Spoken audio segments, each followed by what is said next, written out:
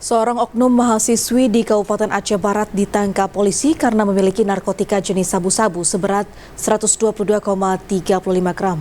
Tersangka mengaku barang haram tersebut diperoleh dari seorang berinisial H yang saat ini menjalani hukuman di lapas kelas 2B Banda Aceh.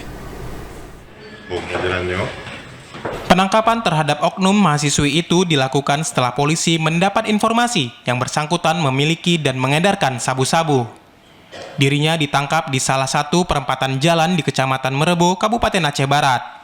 Dari tangan tersangka, polisi berhasil mengamankan barang bukti berupa 1 bungkus narkotika jenis sabu-sabu dan 1 unit alat komunikasi. Polisi juga melakukan penggeledahan di 2 tempat tinggalnya dan kembali menemukan barang bukti sabu-sabu dengan total 22 paket siap edar. Kapolres Aceh Barat, AKBP Andi Kirana mengatakan, dari hasil pemeriksaan polisi, tersangka mengaku narkoba jenis sabu-sabu tersebut diperolehnya dari seseorang yang berinisial H yang saat ini menjalani hukuman di lapas kelas 2B Banda Aceh. Tersangka yaitu inisial AM, perempuan 20 tahun, mahasiswi. Sementara untuk barang bukti yang diamankan, seperti yang dilihat, ada kurang lebih 22 paket sabu dengan berat kurang lebih sebanyak 122,32